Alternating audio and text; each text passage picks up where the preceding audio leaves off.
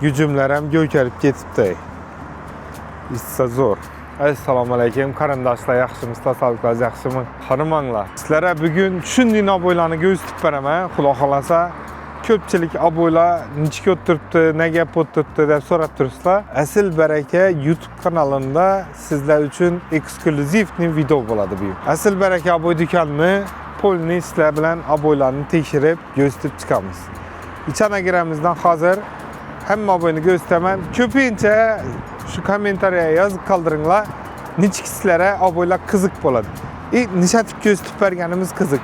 Ya yapıştırganları qiziq olamı, ya prosta dona etib obzor etib berganimiz qiziq olamı? Hammasini shu kommentariyada yozinglar. Bize shunga qarab ko'rsatishga harakat qilamiz. Asli içandagi aboylarni sizlar bilan tanishtirib o'taman. Ketdik.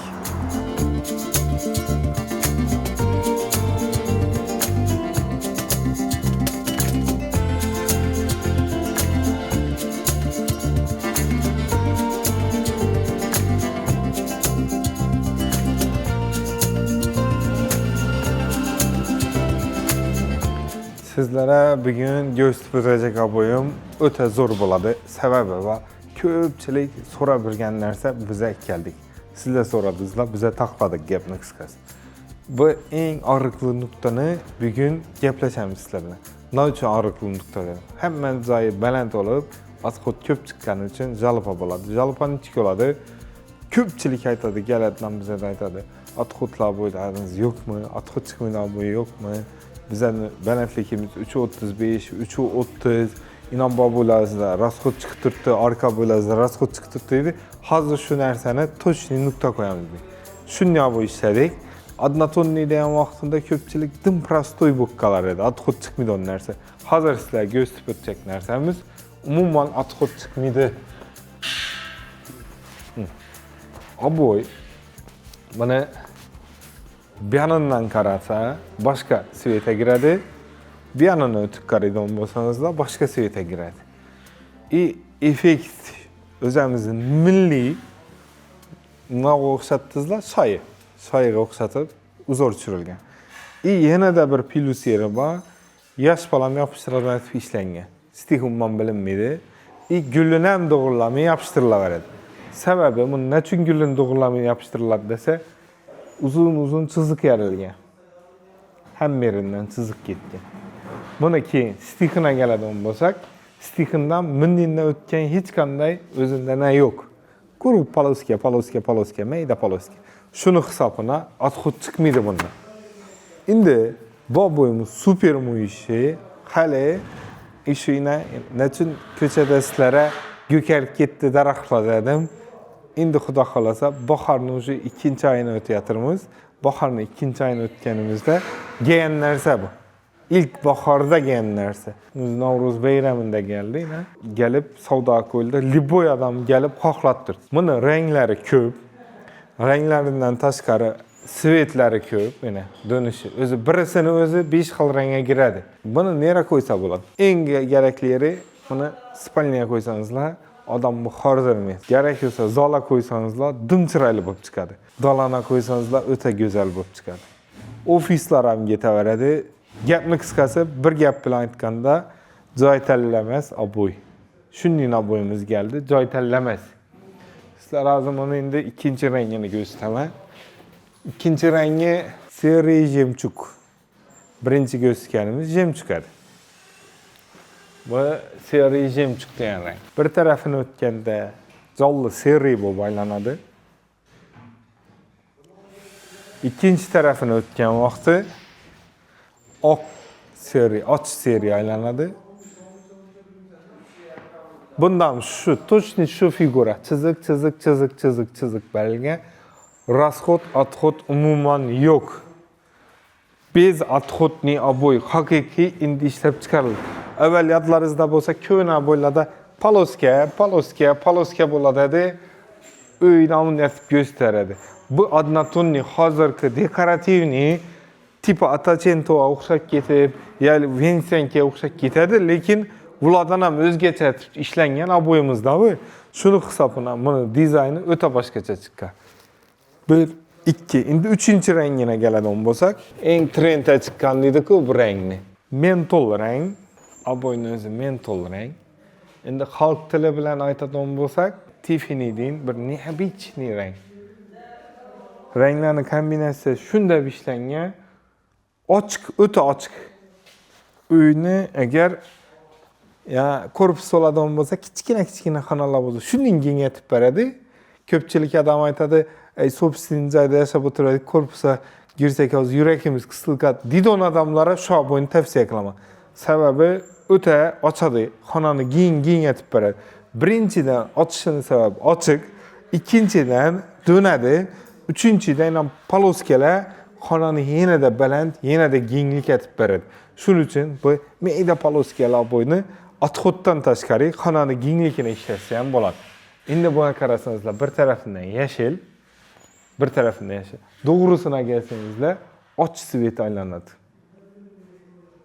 Och svet aylanadi. Keyin buni endi eng neobichniy rangini keladi. Bu ko'pchilik odamlar so'raydigan svet, seri. Perlamutri sveting bormi deb ko'p so'raydilar mendan. Ena perlamutri.